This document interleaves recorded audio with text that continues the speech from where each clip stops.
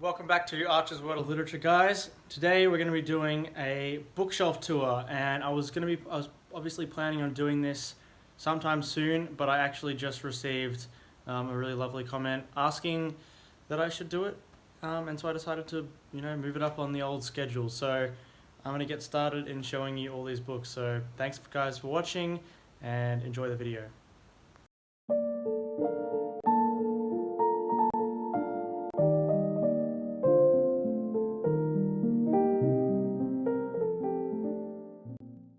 So this is just a rough overview of what the shelves look like. I have these three sort of singular IKEA Billy bookshelves, and these are really, really great because you can actually adjust the individual shelves depending on the height of the books that you want to put on there. So these have been really, really great. This is what they're looking like at the moment, and I'm going to get into the actual content now.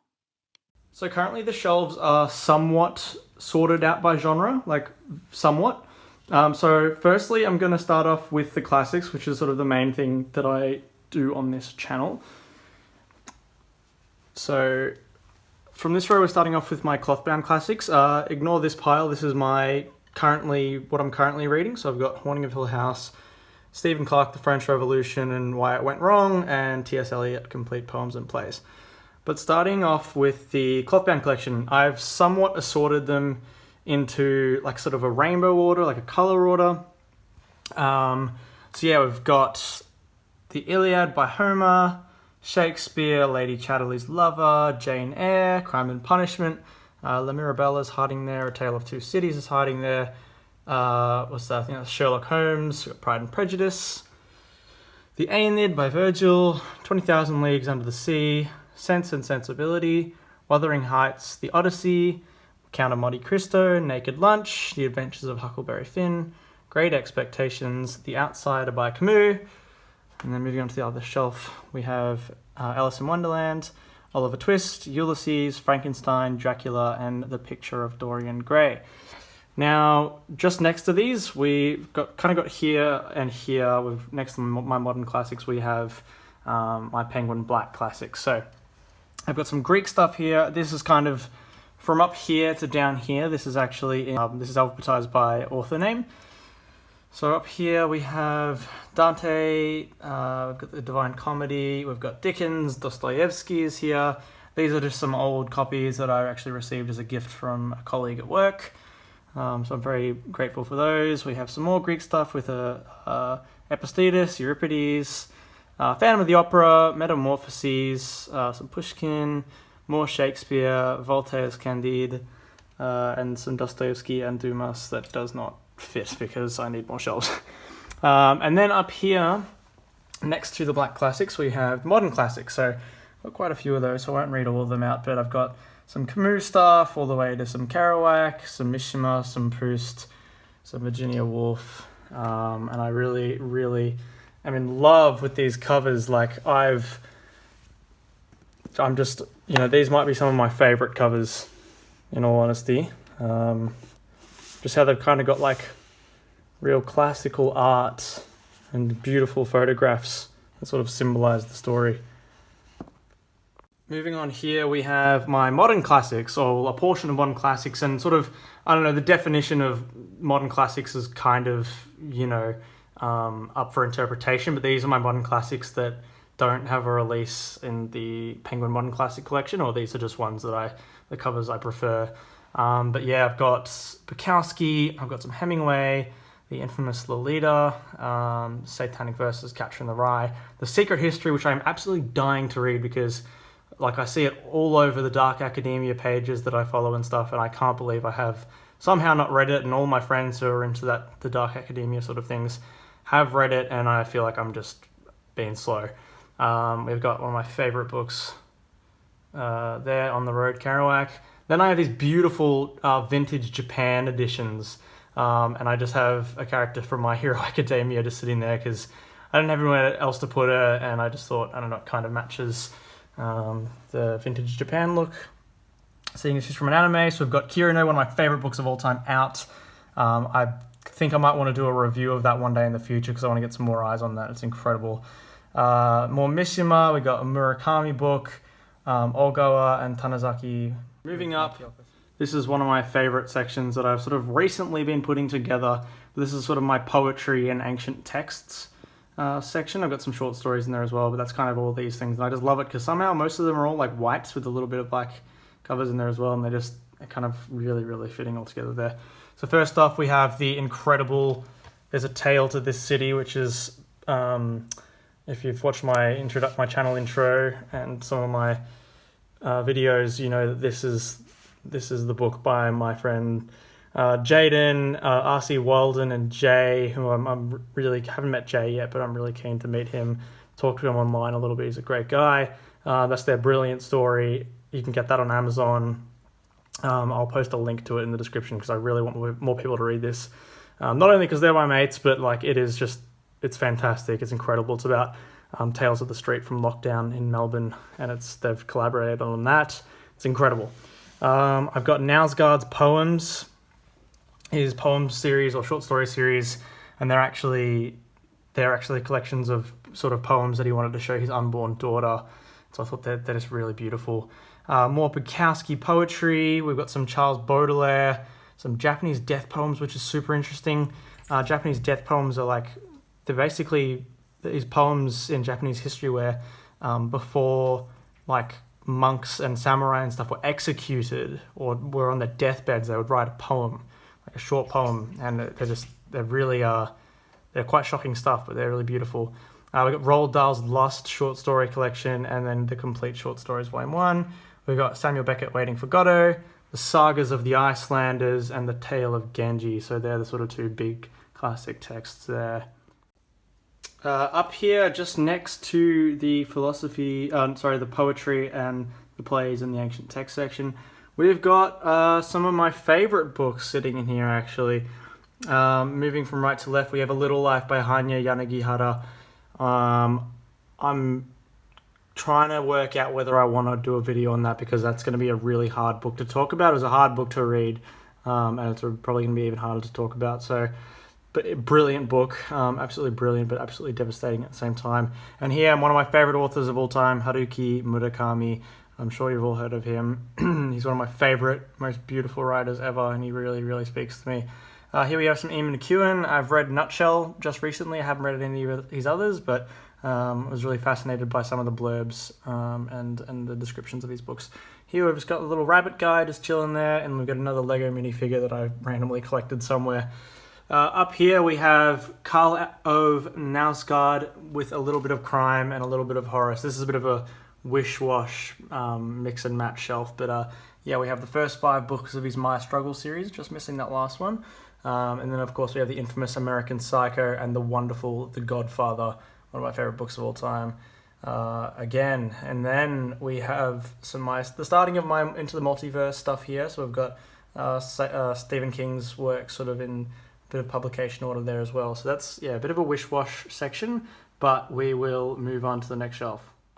So moving on to the fantasy section of things, we have up here these awesome covers of the Wheel of Time, the entire set here, and they sort of form a mountain picture with the Aes Sedai symbol, sort of making it's apologies because they are supposed to go sort of all horizontally, but I have done it this way just for some aesthetic reasons and some layout purposes. But for whatever reason, I've got my Lego Muppet minifigures there. Please don't make any comments about those. I'm working on it. I'm not entirely sure why I decided to put them in front of Robert Jordan's Wheel of Time, but they're there, and I'm just running with the vibe of them sitting in front of, all these huge epic fantasy books.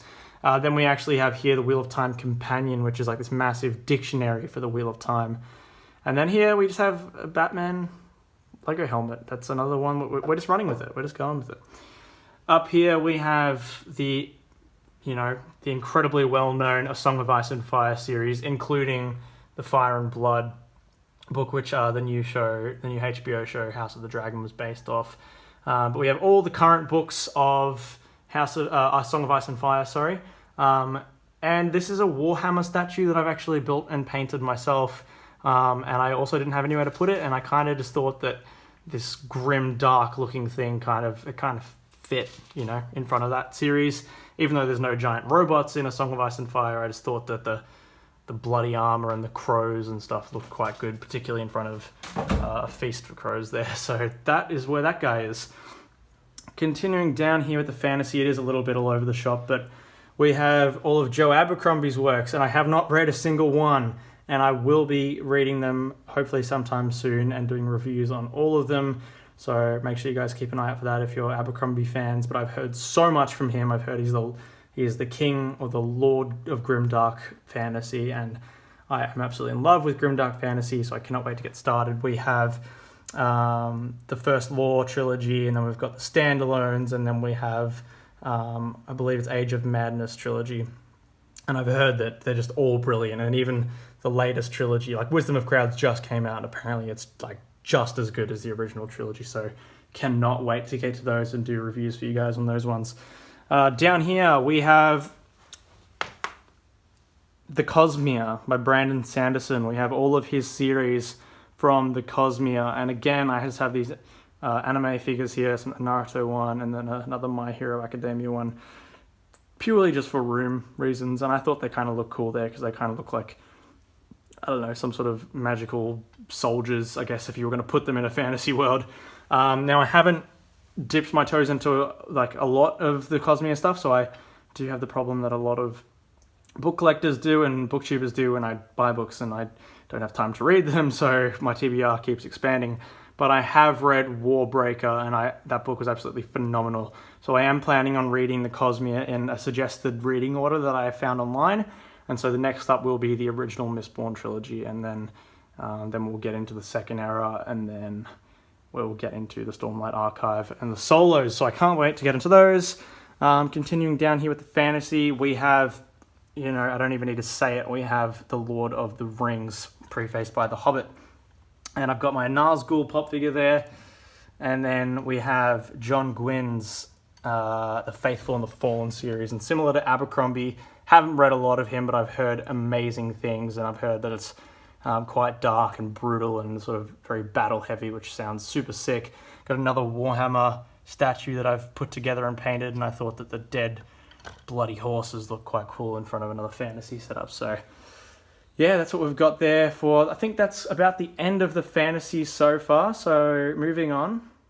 So now just under the classics section, we have my history and science and sort of my very small but growing nonfiction collection, because I do find I love the idea of reading nonfiction, and I really like the idea of learning about history and science and stuff through reading. But sometimes, when you're mainly a fiction reader, it can be hard to pick it up because, you just love reading fiction so much. So we do have, I've sort of separated it into, like I've said in my intro video as well, my main history, the main parts of history that I really like are Nazi Germany history, ancient Greece and ancient Rome, and then we have Norse mythology, and then I got my science and humanities kind of books there. So we got The Origin of Species, Sapiens, and Homo by Yuval Noah Harari, and he's incredible at writing, so making it so easy to read what he writes, but full of so much detail, and you can really learn a lot about our cultures and,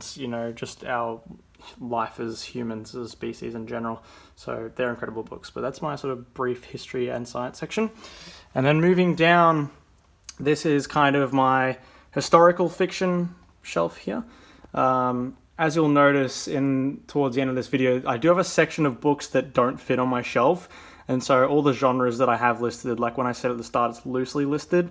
All the genres that I have listed, that may or may not be, everything that I have. A lot of it may be in the don't fit section. So we'll see how we go at the end. I don't actually know what's in that section. I've lost track. But so yeah, this is sort of historical and military kind of fiction as well. So we've got Bernard Cornwell, Kazuo Ishiguro's The Buried Giant, and we've got, of course, the Ken Follett Pillars of the Earth series there. So I have read all of the Warlord Chronicles by Cornwell and the Ishiguro one, but I haven't read Sharp's Tiger or the Ken Follett series, because they're big boys. Come on, they're huge boys, and I'm not opposed to reading big books. I love reading big books, but they can be intimidating when you have a lot of other books you want to read that are smaller, and you go, I can just get through the smaller ones first. So, but one day.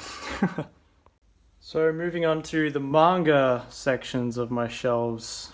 And I say shelves because there are multiple. I've got the first 4 of the incredibly beautiful, gorgeous, insane, leather-bound Berserk. These are absolutely insane. Like, let me know what you guys think about me doing manga reviews. Like, I've seen a lot of other fantasy booktubers do reviews on like historical and fantastical manga and stuff like that, like Berserk, like Vinland Saga, those things. And I would really like to do that. I love talking about manga and stuff, and so that's a thing you want to do. Spoilers, not spoilers. Recommend, like, review, whatever you want to do. Let me know. We have another gorgeous collection here. We've got the complete collector's edition 1 of A Silent Voice by Yoshitoki Oima. And then we've got some various volumes here. The My Dress Up Darling, The Girl in the Arcade. We've got a Tomie pop figure because, manga. I do have Tomie, but, that's actually on a different shelf, so I'll show you in a second. And we've got this super sus Anya that I actually got from Crunchyroll Expo in Melbourne. And then again, another Warhammer, because this just fits this, if you know what I mean.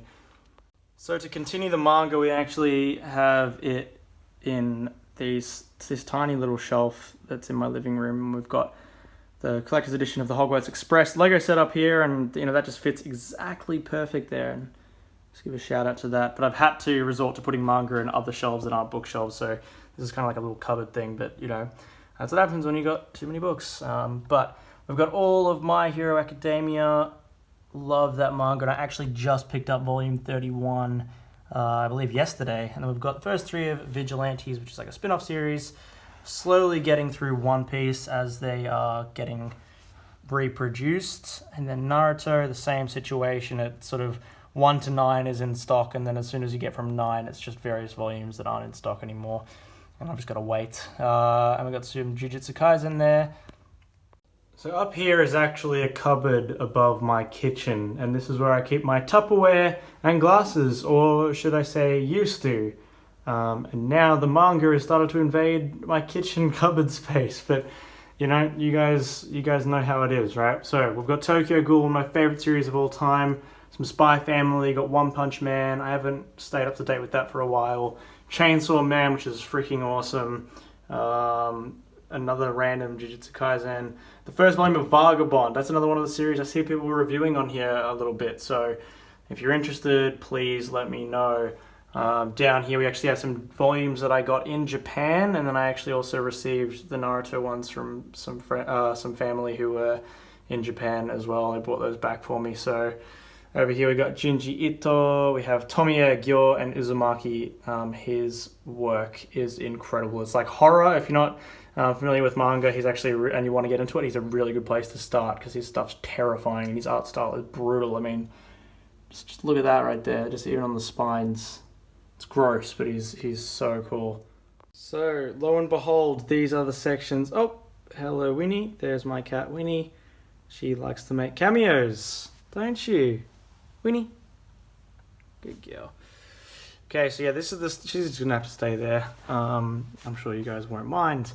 But yeah, we're onto the part of this bookshelf tour of the things that don't fit. The shelves that shall not be named is what I like to call them. But yeah, I want to get around Winnie here. It's literally just stuff I don't really have room for. So we've got fantasy here, a Powder Mage trilogy. We've got, The Expanse. We've got Discworld. We've got Harry Potter. We've got the Dandelion Dynasty by Ken Liu there, which I can't wait to start. We've got some YA books there by Jay Kristoff. We've got the Illuminae Files, which I've only read the first one. It's a lot of fun. Got some Bukowski there that I actually managed to pick up secondhand from my apartment's free sort of like library swap setup we've got downstairs, where people can sort of put their secondhand books and take a book and put one back, and which is a really cool system. I've got a couple of other copies of Lord of the Rings there, some older editions. Then I got some companion books there. Another non-fiction, the Bexay book. Behind the first conglomerate of the books the shelves that shall not be named, we've got more. We have the Greenbone Saga by Miss Fonda Lee. We have Winnie the Kitten. We got some Japanese contemporary fiction there. Some Baldacci, another Murakami book with Ozawa about classical music. Japanese crime, got a Korean contemporary there. We have Winnie the Cat again. And then behind here we have one of my favorite series ever, and the series that got me back into reading is the You series, if you want to call it that, by Carolyn Kepnes. Got Kevin Kwan's Crazy Rich Asian books, some more Japanese contemporary books, more Mishima. We've got Frank Herbert's June, which I will be getting to hopefully sometime next year. And then we've got the start of my Malazan collection. They're very daunting books. If you've read those, you know exactly what I'm talking about. And then just really quickly here, I'd really like to show off, this is kind of like my author wall, some of my favorite authors with some quotes and favorite quotes that they've said or their characters have said. So up here we have Mr. J.R.R. Tolkien, George R.R. Martin, Charles Bukowski, Karl Ove Knausgaard, Fyodor Dostoevsky, got Haruki Murakami, we've got Charles Dickens, and we've got J.K. Rowling. So I've got some funny quotes, some deep and meaningful quotes, but I just wanted to show that because that's part of my bookshelves. I've actually put that up recently, and I'm really happy and proud of how that looks. Even though it's quite simple, I think it really shows, a lot about my personality, and I'm really proud for people to see that when they walk in to my apartment. So, as always, thank you so much for watching. This has been my bookshelf tour, and I really hope you guys like it. Let me know, if there was anything on here that you've read before, or if there's anything in here that you've been meaning to get. Especially the series that I mentioned that I, was excited to get to or was going to do reviews for. If you've read them, let me know. If you've read them and you think that they wouldn't be a good fit for the channel, also let me know. Also let Winnie know. She is down to take comments as well, aren't you? What are you doing in there? And also with the manga as well, let me know, because I'm really interested in possibly dabbling in that idea as well. So, as I always love to say to you all, keep reading and peace out.